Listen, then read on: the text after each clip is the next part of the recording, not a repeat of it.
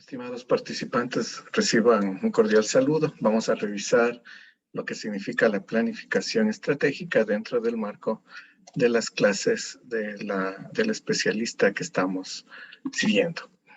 Podemos manifestar en general que la planificación es un proceso técnico ordenado que nos permite generar un paraguas conceptual a través del enunciado de los objetivos corporativos y la estrategia que va a adoptar una organización, para de esa manera generar procesos o productos que sean valiosos para las operaciones que se realizan en el día a día.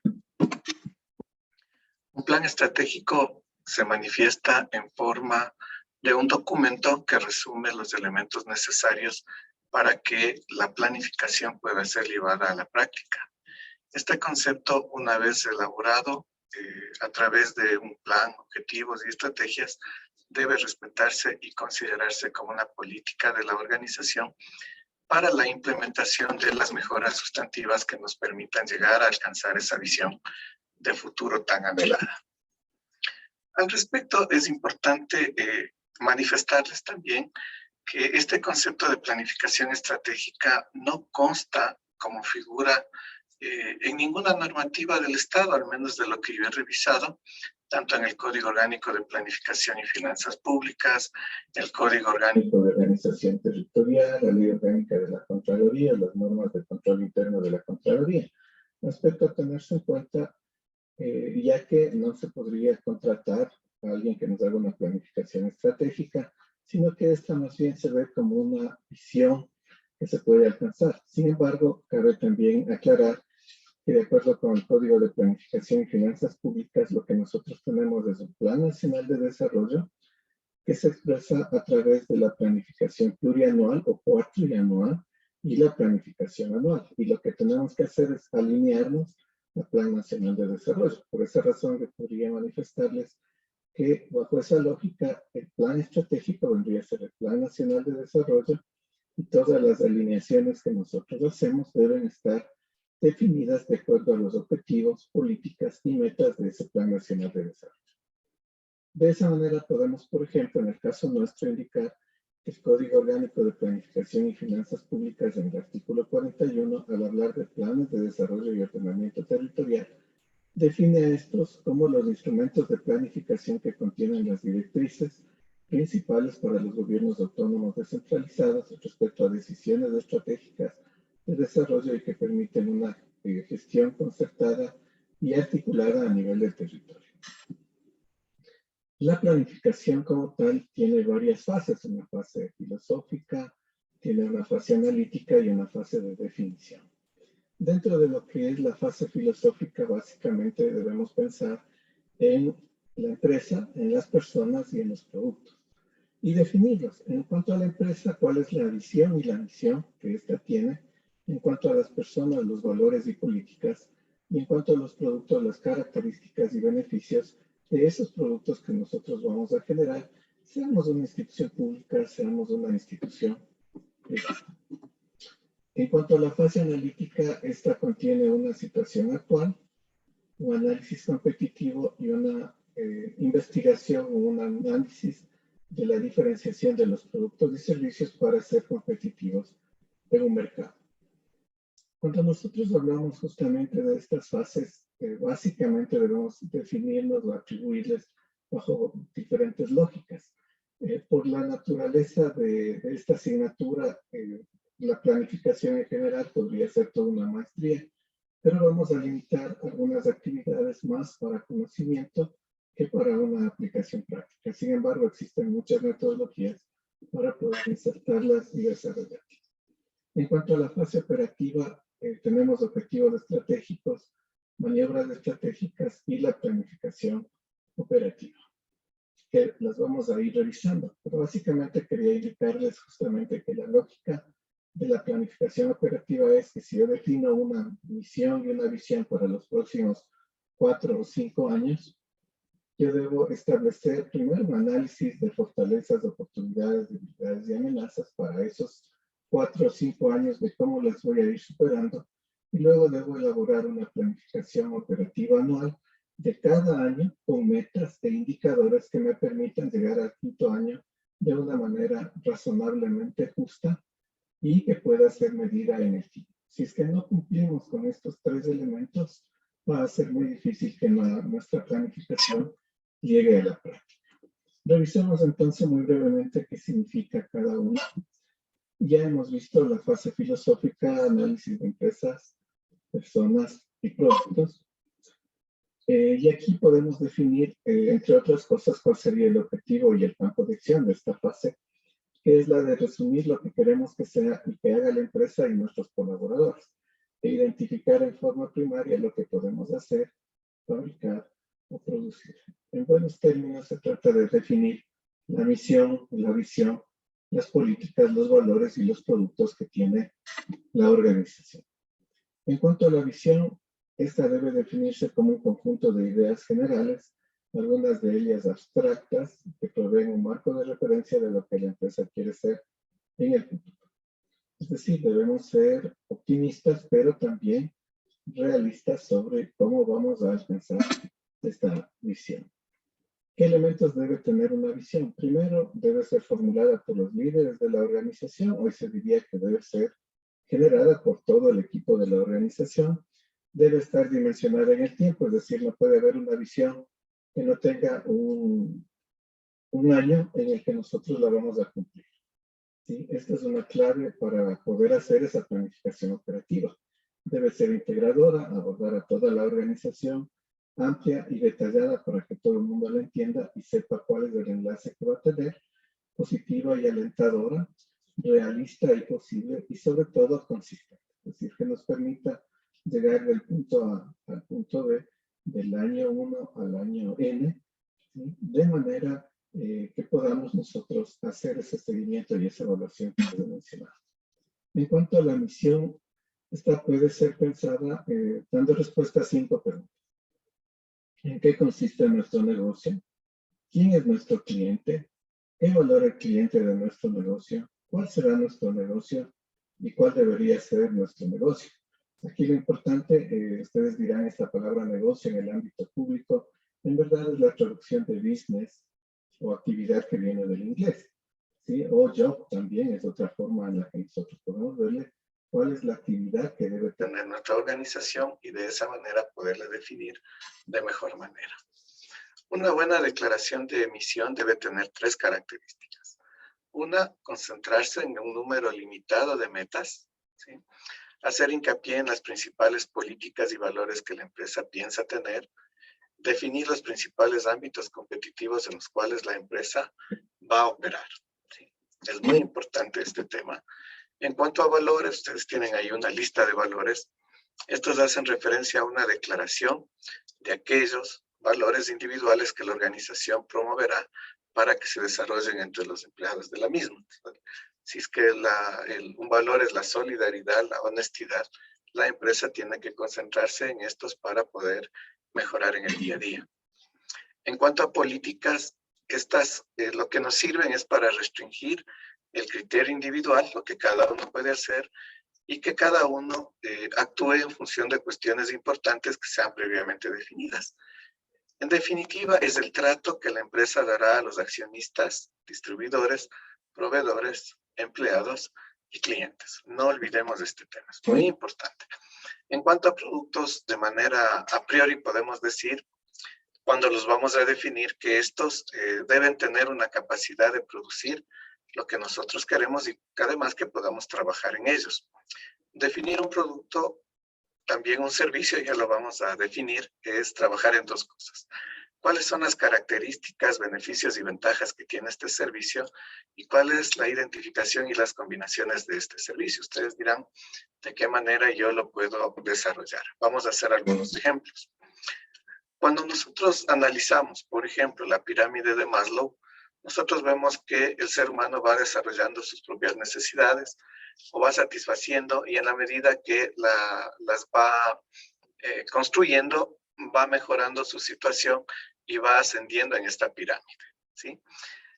Y esto implica una necesidad o un sentimiento de carencia que responde a una situación humana de lo que sería una superación continua. Con base a esta definición, podemos hablar de lo que es el deseo, y la necesidad, y diferenciarlo. En las organizaciones a veces se confunden estos conceptos.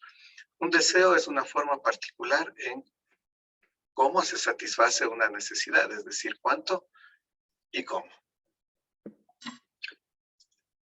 Las características que tenemos nosotros en cuanto a las necesidades vendrían a ser todas aquellas condiciones físico-químicas que tengan o que quisiéramos que tenga un producto.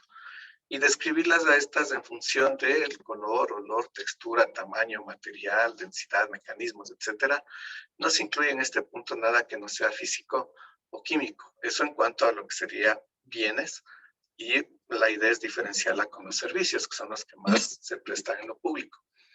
Ustedes pueden ver en el ejemplo dos camionetas que como finalidad hacen lo mismo, pero se diferencian por sus capacidades.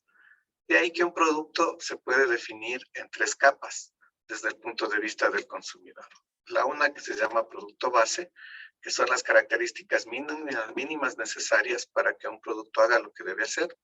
En este caso, las dos camionetas hacen lo mismo. Y el producto real es toda característica adicional que se puede sumar, incrementar, variar, mejorar exclusivamente en la parte física del producto, es decir, que sea más grande, que tenga mayor capacidad, que tenga un motor que le permita arrastrar un mayor volumen de carga, etcétera, vendría a ser el producto real.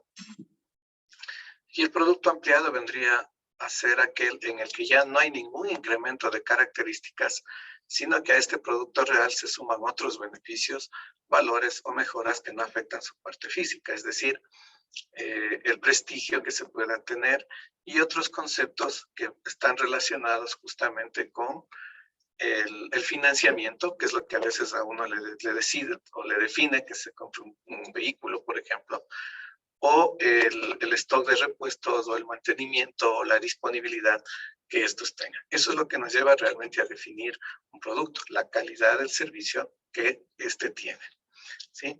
Y a su vez, este es el concepto de calidad desde el punto de vista del consumidor. ¿Qué pasa en cambio con los servicios en donde no tenemos una parte física, que es lo que nos sucede en los servicios públicos, ya que estos corresponden a lo que sería, por ejemplo, tasas, impuestos, etcétera, y a su vez servicios como la entrega de documentos, certificaciones, entre otros. Al no tener los servicios un cuerpo que pueda transmitir desde el fabricante al consumidor los valores directos que una empresa sí viene a hacer, el único tipo de valor que puede incrementar esta calidad vendría a ser el valor indirecto o valor agregado. Y este valor o la calidad desde el punto de vista del cliente son los servicios dados por el desempeño de los trabajadores, o de los servidores públicos en este caso, y tengan en cuenta que esta calidad es la que define. Entonces, sí, así como tenemos la planificación, debemos definir qué calidad de servicio vamos a brindar. Caso contrario, esta planificación se vuelve netamente instrumental y no va a mejorar la calidad del servicio que nosotros estamos prestando. Entonces, muy importante para que ustedes lo revisen. Y entramos al concepto de calidad de servicio. Y esta vendría a ser la forma como se garantiza la mejora del desempeño en función del consumidor mediante diseño de procesos y el mejoramiento de procesos. Si en sus organizaciones la planificación no contempla mejora de procesos, diseño de procesos, no estamos planificando y menos estamos mejorando calidad de servicio. Por eso no debemos confundir un paso pequeño como el diseño de procesos con la administración de procesos, que es llevarlos a su máxima expresión. ¿Sí? Por eso es importante que levantemos procesos y además los podamos documentar. Hasta aquí la primera fase. Luego tenemos una segunda, que es la fase analítica o etapa analítica. Ya hemos visto que en esta debemos hacer un análisis de situación actual, que es lo que tenemos ahora, un análisis competitivo, que vendría a ser de qué manera podemos nosotros relacionarnos con el mundo exterior, y la otra que ya hemos visto sobre los productos y servicios y de qué manera estos pueden ser diferenciados. En cuanto al análisis competitivo, tal vez ustedes digan, ¿y qué pasa con esto en lo público? No tenemos competencia, somos monopolios, etcétera. Podemos pensar eso, sin embargo, debemos ser competentes ante el consumidor, debemos ser competentes ante el cliente, debemos ser competentes ante el beneficiario y además debemos hacerlo con una calidad que sea lo suficientemente buena para que este servicio sea bien catalogado o bien valorado. La primera formulación de este análisis debe estimar la relación entre los productos que tiene la empresa y los mercados que atienden. Por eso les voy a dar siempre el contexto de la visión empresarial. Para ello, nosotros debemos definir unas unidades estratégicas de negocio que a nivel de procesos vendrían a ser los procesos sustantivos. Y en estos, cada uno va a tener una misión que es la que debe sustentar a toda la organización. Definir el tipo de unidad estratégica de negocio es un proceso típico que deben hacer las organizaciones que tienen multiproductos. Cuando nosotros somos instituciones como las públicas, también tenemos productos que debemos entregarlos o servicios que debemos entregar a las personas y estos deben ser de calidad y deben darse con la oportunidad del caso. Para conformar estas unidades de negocio, nosotros debemos, como ya se ha indicado, definir además una misión determinando el segmento al que se dirige, a qué personas se dirige, con qué horarios, los tipos de necesidades que va a cubrir, un nivel de integración vertical, un área geográfica de mercado, los objetivos y políticas a desarrollar. Ya vamos a explicar estos más adelante, pero es importante que ustedes cuando definan los servicios que están realizando, por ejemplo, definan el horario de atención, porque a veces lo vemos burocráticamente de 8 a 5 de la tarde y posiblemente mucha gente pueda antes de las 8 o pueda al mediodía y muchas veces se cierran estos servicios y no existe la atención adecuada. Para el análisis de la situación actual debemos ponernos los zapatos del otro y evaluar de qué manera la organización puede establecer lo que se denomina una empatía del sistema, es decir, cómo nosotros prestamos un servicio real a la colectividad. Y la otra de identificar posibles mercados iniciales que nos permitan justamente definir las acciones que nosotros podemos desarrollar.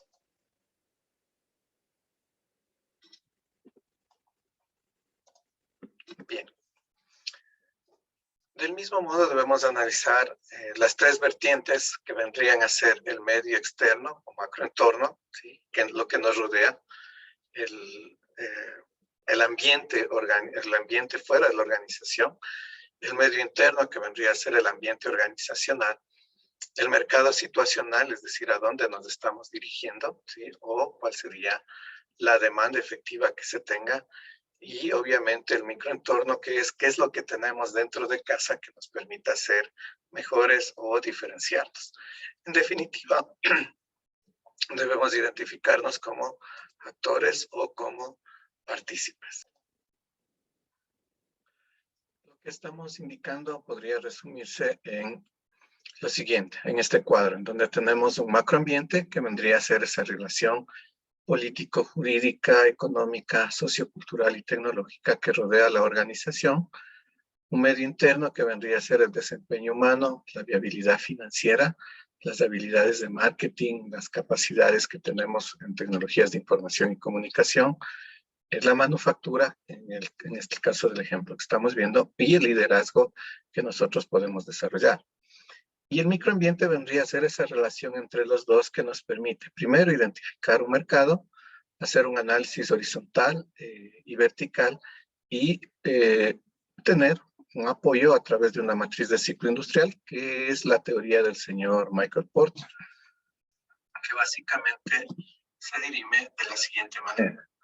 Nosotros debemos definir dentro de un mercado lo que es el análisis horizontal. Este se refiere a competitividad y barreras. ¿Cuál es nuestro producto o servicio? ¿Cuáles serían nuevos productos o servicios que se podrían dar, alternativos? ¿Y cuáles serían los sustitutos? Aquellos que los pueden reemplazar aunque no tengan la misma calidad o el mismo efecto del producto principal. Esto nos va a ayudar justamente a establecer cuáles son las condiciones con las que nuestro producto o servicio puede participar en un mercado. Y por el otro lado tenemos el análisis vertical, que nos da el poder de negociación y también nos permite medir las dependencias que podemos nosotros tener respecto a otros actores. Y aquí, en cambio, nosotros vemos igual, nos comparamos nuestro producto final y vemos la relación de dependencia que tenemos con los proveedores, con los distribuidores y con el consumidor. Este es un tema muy importante ya que en el caso ecuatoriano muchas de las cosas que nosotros hacemos vienen del exterior, inclusive la maquinaria, una buena parte de la materia prima, y por eso les indicaba que el nivel de dependencia viene dado por eso. Y nuestras capacidades de operación vendrían a ser aquellas que nos permiten ser dueños, por decirlo de alguna manera, de todo este proceso, de todo este análisis vertical, y a su vez incidir en el análisis horizontal respecto a disminuir las barreras que nos permitan ser más competitivos.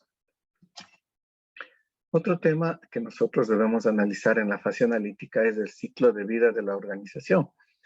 Y este ciclo es muy similar a las etapas de la vida de las personas. En una primera etapa, nosotros estamos naciendo, no tenemos nada que producir todavía, por ejemplo, en la infancia, pero luego nos vamos desarrollando. En la segunda etapa, y en esta etapa tenemos muchas complicaciones, ¿no es cierto? Estamos redefiniéndonos quiénes somos, giramos la lógica con la que nosotros hemos venido operando, pensando las cosas, ¿sí? Similar a la adolescencia, pero esta implica un crecimiento mayor, tanto físico como emocional. En una tercera etapa llegamos a una estabilidad o madurez, y en una cuarta etapa estaríamos ya en una etapa de vejez y que concluiría con la muerte en las personas y en las organizaciones con su desaparición. Por tanto, no podemos indicar que dependiendo de la etapa que nosotros definamos, siempre debemos hacer lo mismo. Debemos trabajar con organizaciones maduras, con un determinado tipo de estrategias, con organizaciones jóvenes, con determinado tipo de estrategias, con las nacientes también, con un apoyo a esas estrategias, ya que no pueden ser sostenibles todavía, y luego definir si es que en la cuarta etapa la organización debe desaparecer o posiblemente tenga que tener o deba desarrollar una ingeniería que le permita mantenerse en el tiempo, como sucede con muchas de las organizaciones públicas. Este ciclo de vida, aquí yo les dejo un cuadro que nos permita definir cuáles serían las recomendaciones o las estrategias de lo que sería ventas, productos, precios, costos de publicidad y promoción y la forma de distribución en diferentes aspectos que se podría tener, que les sirve tanto para lo público como para lo privado.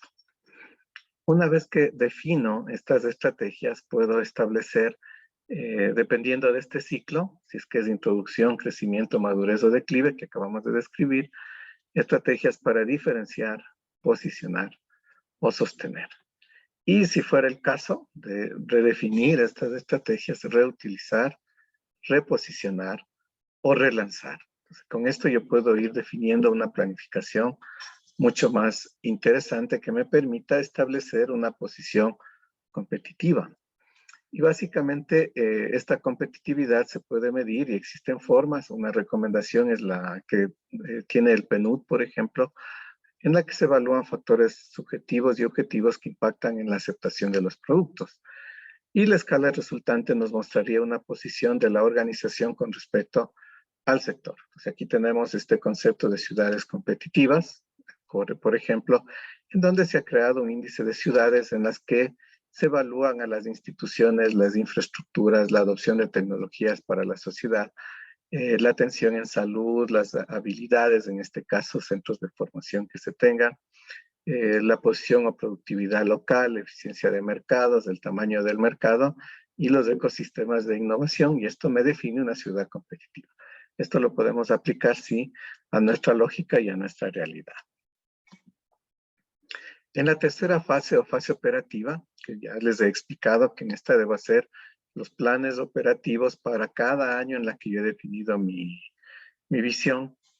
Básicamente yo debo orientarme a la liderazgo en costos, a la orientación a la diferenciación de los productos y a definir una segmentación de mercado, es decir, a quienes atendemos, tener siempre precios bajos, mínimos de operación que me permitan no excederme en las actividades que estoy realizando. En cuanto a las maniobras, debo trabajar en lo que son servicios y promoción, en lo que es marketing, en lo que es finanzas, en lo que es gestión del talento humano y en lo que es gestión de tecnologías de información. Caso contrario, no voy a alcanzar mis objetivos estratégicos Y mi planificación operativa debe reflejarse justamente en estos mismos elementos. Esta es una parte importante.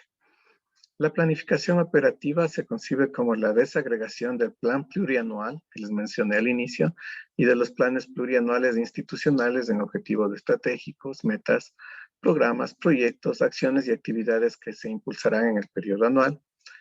Este vínculo, a su vez, debe considerar lo que es la misión y la visión, los objetivos, metas e indicadores, el plan plurianual como tal, y ajustarse a las disposiciones legales, así como las asignaciones presupuestarias que en lo público se denominan bases y techos. ¿Cómo podemos resumir entonces el modelo? Básicamente, 3 fases. La una, cómo quisiéramos ver a la empresa, cómo quisiéramos ver a los empleados y qué podemos producir. La segunda fase, análisis de macroentorno, análisis de microentorno, análisis interno y a qué mercados podríamos nosotros llegar con esto. Y la tercera fase, los objetivos estratégicos, maniobras y la definición de la estrategia empresarial como tal.